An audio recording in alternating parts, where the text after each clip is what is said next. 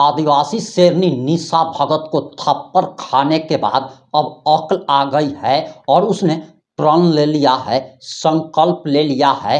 अब वह नामो निशान मिटा देगी। नमस्कार, मैं प्रिंस कुमार सिंह और आप देख रहे हैं पॉजिटिव प्रिंस। अगर अभी तक आपने चैनल को सब्सक्राइब नहीं किया है तो खबरों से अपडेट रहने के लिए कृपया चैनल को सब्सक्राइब कर लीजिए। और जो लोग ऑलरेडी कर चुके हैं, हम तमाम लोगों को सहृदय धन्यवाद। और वापस आते हैं हम अपनी खबर पर, और जरा आप निशा भगत का ये बयान सुनिए।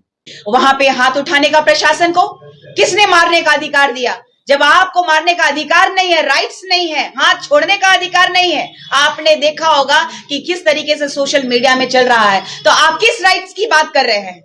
अगर मैंने कहा है, उग्र होके कहा है, तो मेरा अधिकार है भाई, मेरा जमीन है। जो भी वहां के सीओ होंगे, जो भी यहाँ के नगर निगम के पदाधिकारी होंगे, सब पे टारगेट किया जाएगा और किसी को नहीं छोड़ेंगे। और इस सरकार को इन सब का मुआवजा भी देना पड़ेगा, इनको फिर से बसाना होगा। ये केंद्र सरना समिति ने प्रण लिया है। नहीं है, सबसे बड़ा दुर्भाग्य है कि हमारा जो कस्टमरी लॉ है उसको अगर इस 5th शेड्यूल के तहत अगर लागू किया जाता, पेशा अधिनियम 1996, तो किसी के माई का लाल में इतना औकात नहीं होता, किसी पदाधिकारी में इतनी औकात नहीं होती कि हमारी 1 इंच भी जमीन वो लोग एक्वायर कर ले। मैं झारखंड की अस्मिता को बचाने के लिए, अपनी संस्कृति, अपनी परंपरा को बचाने के लिए, या फिर जल जंगल जमीन की रक्षा के लिए लगातार संघर्ष कर रही हूं। क्योंकि 5वीं अनुसूची के अंतर्गत आने वाला ये झारखंड राज्य लगातार संघर्ष कर रहा है इस सरकार से कहिए, या फिर इस संविधान के उन रखवालों से जो हमारे लिए बनाए गए हैं, लेकिन हमारा ही आज शोषण ये संविधान के तहत आने वाले ये पदाधिकारी, यहाँ के राजनेता, यहाँ के सत्ताधारी लगातार कर रहे हैं। इसका जीता जागता प्रमाण कल आपने देखा होगा कि लगातार सोशल मीडिया के माध्यम से और वहां के लोगों के द्वारा मुझे बुलाया जा रहा था, लेकिन व्यस्तम शेड्यूल की वजह से वहां नहीं जा पाई। और कल जब गई वहां पे तो देखा मैंने वहां का दृश्य बहुत ही मार्मिक था, बहुत ही गंभीर था।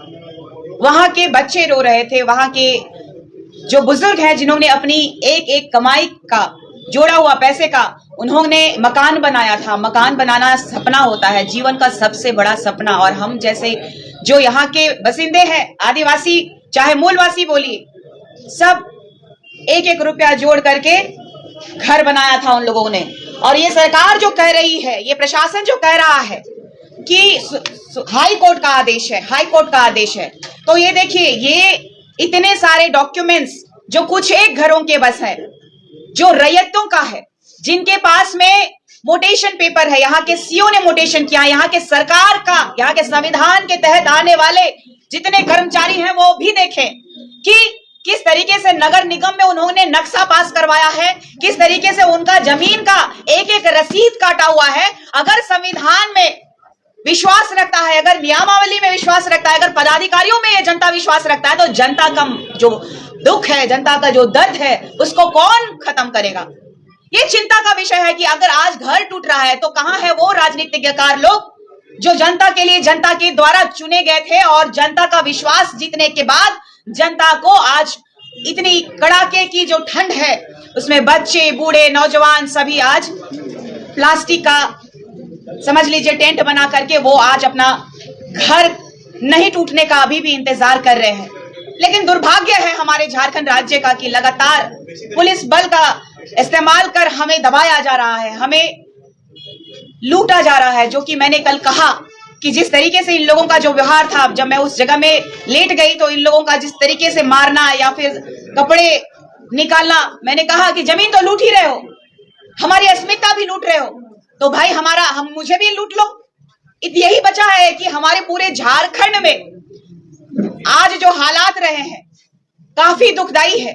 एक तरफ हम अपने जमीनों के लिए लड़ रहे हैं, लगातार संघर्ष कर रहे हैं, एक तरफ हम अपने समाज की रक्षा के लिए लगातार अपना धर्म और संस्कृति के लिए लड़ रहे हैं, और साथ ही साथ देख लीजिए कि क्यों हम आदिवासियों के साथ ही इतना ज्यादा दुर्व्यवहार किया जा रहा है। आप देखिए कि जो चतरा गई थी, इससे पहले भी चतरा गई, एक दिन पहले चतरा गई थी, वहां पे माइनिंग जो है, पत्थर माइनिंग को बंद नहीं कराया गया। कितना इस सरकार का प्रेशर है, दबाव है कि किस तरीके से माफियाज जो है, चाहे बालू माफिया हो, चाहे जमीन माफिया हो, चाहे कोयला माफिया हो, चाहे पत्थर माफिया हो, लगातार हमें शोषित कर रहे हैं। वहां महज 20 मीटर में स्कूल है, बच्चों का स्कूल, वहां घर है, उसको भी उन लोगों ने पुनः चालू कर दिया। जिस दिन मैं गई उस दिन डर से प्रशासन बंद करवाया, लेकिन उस मेरे वहां से जाने के बाद तुरंत वहां चालू करा दिया गया।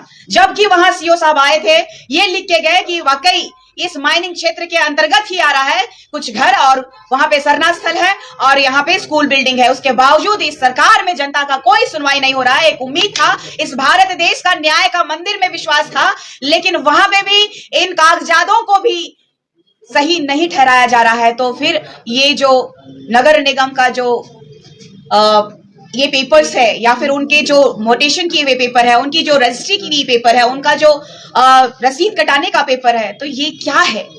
कहां छल हो रहा है हमारे साथ? ये झारखंड किस कगार में जा रहा है? क्यों हमें शोषित किया जा रहा है? इस बात का दुख है मुझे। इस बात का दुख नहीं है कि मुझे मार दिया गया, मुझ पे केस कर दिया गया, मुझे इसका दुख नहीं है। मुझे दुख है हमारे लोगों का, जिनका घर उजड़ गया, जिनका जमीन छिना गया, उनको जो बिना मुआवजा दिए हुए ये सरकार जो अधिग्रहण कर ली, कौन इसका जिम्मेदार है? पूछता है यहाँ का जनता। और केंद्रीय सरना समिति प्रखरता से इस पर कार्रवाई करेगा। और अगर वाकई इस झारखंड राज्य में आदिवासियों के और यहाँ के मूलवासियों के हितैषी हैं, तो यहाँ की जनता को विपक्ष का काम खुद ही करना होगा। मैं कल भी बोली, मार खाते खाते बोली कि यहाँ की जनता ने जिनको वोट दिया और जो जनता के हितैषी बनते हैं वो कहाँ है? जब इस भारत देश में सभी धर्मों को, सभी लोगों को समान का दर्जा दिया गया है, तो फिर आज हमारे आदिवासियों के साथ ही इतना बड़ा अन्याय क्यों हो रहा है? ये दुर्भाग्य का विषय है। आप वहां पर आंदोलन करने के लिए गई, वहां के रैयतों के साथ खड़ी हुई, आपके साथ कितने संगठन थे? और जो आदिवासी के शुभचिंतक कहे जाते हैं, वो अगवा नेता कहे जाते हैं, उनसे आप क्या कहना चाहेंगे? देखिए, चूंकि हमारा आदिवासी समुदाय कई वर्षों से संघर्ष कर रहा है, लगातार अपने अस्मिता की लड़ाई लड़ते लड़ते, जमीन का लड़ाई लड़ते लड़ते, और कल जो जहां पे मैं गई थी वहां केंद्रीय सरना समिति के द्वारा, केंद्रीय सरना समिति के संगठन के सभी मेंबर्स के द्वारा वहां पर मैं पहुंची थी, और वहां के स्थानीय लोग वहां पे मौजूद थे जिन्होंने हमें वहां बुलाया था। और अब जो सिचुएशन रहा वो आप लोगों के सामने है, समक्ष में है, कि हमने कहा कि बुलडोजर रोक दो, उन्होंने बुलडोजर रोक दिया। वो बुलडोजर को मैंने कहा वापस करो, वो बुलडोजर वापस ले रहे थे। लेकिन उसके बाद जो हुआ वहां पे प्रशासन के द्वारा, वो आप लोगों के समक्ष में और पूरे झारखंड वासियों के समक्ष में, भारतवासियों के समक्ष में ये पूरा परिदृश्य जो है, जो बर्बरता है, वो दिखाई दिया है।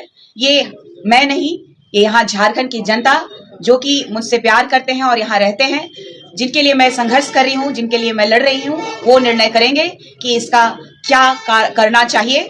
और मुझे लगता है कि हमारा जो संघर्ष है, ये ना प्रशासन मुझे रोक सकती है, ना यहाँ के राजनीतिक तंत्र रोक सकते हैं। मेरा संघर्ष जारी रहेगा। मेरी जहां जरूरत होगी हमारे आदिवासियों को, हमारे मूलवासियों को, मैं उनके लिए वहां पे खड़ा रहूंगी, और हमारा केंद्रीय सरना समिति खड़ा रहेगा। और लगातार हम जल जंगल जमीन और अपना अस्तित्व को बचाने का काम करेंगे। मैंने बार बार कहा है कि ये 20 साल की काली रात के बारे में पढ़िएगा। पंखराज बाबा कार्तिक उरांव जी ने आदिवासी अस्मिता के बारे में, हमारे विकास के बारे में, हमारे बारे में काफी गहराई से लिखा है। इन्होंने बताया है कि कैसे हमें छला गया, कैसे हमें ठगा गया, हमें किस तरीके से धोखे में रखा गया। अगर सरकार चाहती तो हमें सरना कोड दे सकती थी, पेशा अधिनियम कोड, जो पेशा अधिनियम 1996 लागू कर सकती थी। चाहती तो सीएनटीएसपीटी एक्ट का लगातार जो उल्लंघन हो रहा है वो रोक सकती थी। समता जजमेंट है उसका सम्मान करती, और सरना कोड लागू करने के लिए आर्टिकल 368 के तहत भारत के संविधान में संशोधन करने का जो प्रावधान है वो कर सकती थी। ये दुर्भाग्य है कि हम लोगों के जो परिप्रेक्ष्य में जो लिखा गया कि हम जाति उसी में होती है, हिंदू समुदाय में, हिंदू धर्म में जाति होती है, और हिंदू धर्म के अंतर्गत हमें निचले पायदान पे रखा गया। बेहद गरीब पिछड़ा आदिवासी के रूप में हमें आदिवासी का एक टैग तमगा थमा दिया गया। लेकिन जो 1961 की जनगणना के बाद हमारा जो धर्म कॉलम हटा दिया गया, इसीलिए हमारे आदिवासी कभी हिंदू लिखते हैं तो कभी अन्य में लिखते हैं। हमें विभ्रमित किया गया।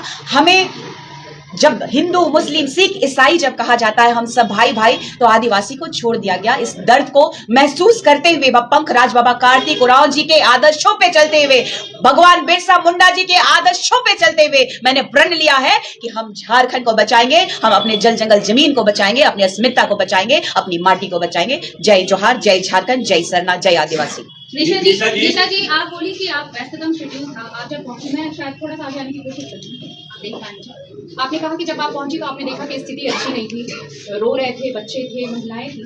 तो ये 5 दिन का ये पूरा था, तो आपको पहले ये दर्द जो कहा जा रहा है, आरोप लग रहा है कि पहले आप कहाँ थी, आपको पहले जाना चाहिए था, तो शायद ये स्थिति उस वक्त रोकी जा सकती थी। मैं इस बात को कल महसूस की कि शायद मैं पहली बार पहले दिन जाती तो शायद ये प्रकरण होने नहीं देती, और मुझे पूर्ण विश्वास है कि ना प्रशासन में वो हिम्मत होती, ना सुप्रीम कोर्ट में, ना हाई कोर्ट में। हमारी जमीन, हमारी माटी, हमारे पास पेपर, तो हम कतई टूटने नहीं देते। इस बात का मुझे बहुत ही ज्यादा दुख है। मैंने बहुत रात में मैं किसी से बात नहीं कर पाई कि इस पीड़ा से कि मुझे शायद पहले जाना चाहिए था, मुझे पहले रोकना था।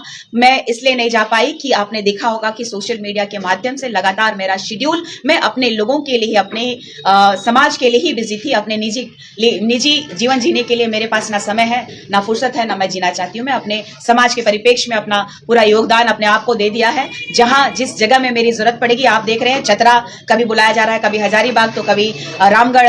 तो इस तरह से आपने देखा कि मुंडन का कार्यक्रम भी था। मुंडन के कार्यक्रम के दिन मुझे बहुत ज्यादा फोर्स किया गया था। इत्तेफाकन मुझे लगा कि इतने सारे नेता हैं, इतने सारे लोग हैं, इतने सारे लोग गए हैं तो बचाएंगे। मुझे यकीन नहीं था कि हमारे समाज के जो अगुवागण है, उन्होंने, चाहे महिला हो पुरुष हो, सभी ने चूड़ियां पहन ली है। मुझे यकीन नहीं था। आज कल मुझे यकीन हुआ कि काश मैं पहले अगर गई होती तो मैं एक घर नहीं टूटने देती। मुझे पूर्ण विश्वास था अपने इस प्रकृति देवता में, अपने पूर्वजों में। मुझे विश्वास है कि आगे आइंदा आने वाला ऐसा कुछ घटना होगा तो मैं प्रायोरिटी ऐसे पहले उनको दूंगी जिनको मेरी जरूरत है। मुझे लगा था कि हमारे लोग लड़ना सीख रहे हैं, लड़ लेंगे, बचा लेंगे, लेकिन मुझे लगता है मुझे और संघर्ष करना होगा, अपने लोगों को और जगाना होगा ताकि वो अपने हक और अधिकार की लड़ाई लड़ पाए। निशा जी, जो अधिकारी है जिन्होंने डिमोटेशन किया, नगर निगम ने नक्शा पास किया, ऐसे अधिकारियों की क्या FIR आप लोग करेंगे? बिल्कुल, केंद्रीय सरना समिति इस पेपर के माध्यम से, जो हमारे पास एविडेंसेस हैं उसके माध्यम से, जो भी वहां के CO होंगे, जो भी यहाँ के नगर निगम के पदाधिकारी होंगे, सब पे टारगेट किया जाएगा और किसी को नहीं छोड़ेंगे। और इस सरकार को इन सब का मुआवजा भी देना पड़ेगा, इनको फिर से बसाना होगा। ये केंद्र सरना समिति ने प्रण लिया है। हमसे जो गलती हुई कि हम पहले नहीं जा पाए, लेकिन अब हमसे जो गलती हुई है, और इन जो कहा जाए तो इन जैसे पदाधिकारी जो घूसखोर, जो काले लिबास में अपने पद को बेच देने वाले लोग, जो अपने ईमान को बेच देने वाले लोग, जो संविधान का मान नहीं रखने वाले लोगों को उनकी औकात दिखाने का काम, उनकी सही जगह दिखाने का काम ये केंद्र सरना समिति करेगी। बिल्कुल करेंगे, बिल्कुल होगा केंद्र सरना समिति की तरफ से।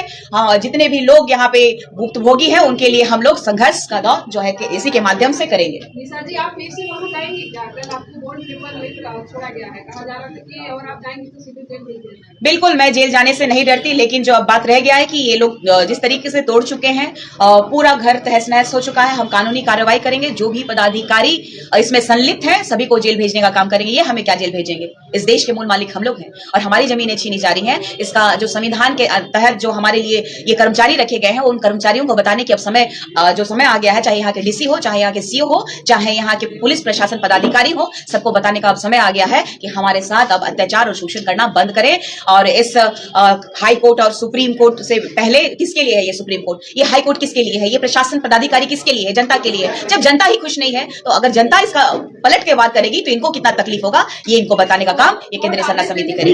निशा जी, मैं मानती, लेकिन हमारे लिए ही कोर्ट है, ये न्याय का मंदिर है और न्याय के मंदिर में किसी के साथ अन्याय नहीं होना चाहिए था। कम से कम कुछ दिन रुकना था, जांच करना था, जांच के बाद जो भी निर्णय लेते वो निर्णय को हम लोग एक्सेप्ट करते, लेकिन सभी की सहमति से। इसीलिए लगातार कहते हैं कि ग्राम सभा होना चाहिए। बिना ग्राम सभा के आज ये जमीनें जो छीनी जा रही हैं, सबसे बड़ा दुर्भाग्य है कि हमारा जो कस्टमरी लॉ है उसको अगर इस 5th शेड्यूल के तहत अगर लागू किया जाता, पेशा अधिनियम 1996, तो किसी के माई का लाल में इतना औकात नहीं होता, किसी पदाधिकारी में इतनी औकात नहीं होती कि हमारी 1 इंच भी जमीन वो लोग एक्वायर कर लेते। लेकिन दुर्भाग्य है हम आदिवासी लीडरों का, जिन्होंने अपना ईमान बेच दिया है, जिन्होंने अपना, कहा जाए तो अपना कुर्सी बचाने के लिए हम सभी को दरकिनार कर दिए हैं और अपने जो भी पार्टियां हैं उनके गुलाम और चमचे बन करके बैठे हुए हैं। दुर्भाग्य है इसका। उस अंचल को क्या कहना चाहेंगे जिस अंचल के माध्यम से इतनी सारी आज जो लोग झेल रहे हैं दुख को, उस अंचल के बारे में, बड़गाई अंचल?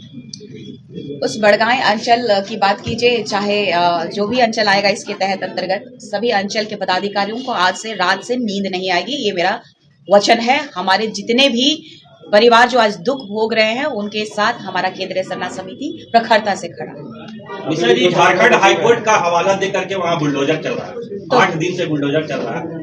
ऐसा नहीं लगता कि कल आपके जाने से सिचुएशन बदल गया था, आप लोग को लीगल वे में आगे बढ़ना चाहिए था? सबसे बड़ी बात है कि हम लोगों को वहां पर जिस उम्मीद से बुलाया गया था, अगर नहीं जाते तो ऐसे भी बहुत ज्यादा अनर्गल हमारे बारे में बयानबाजी की जा रही थी। वो आपको भी पता है कि हम किस लिए हैं।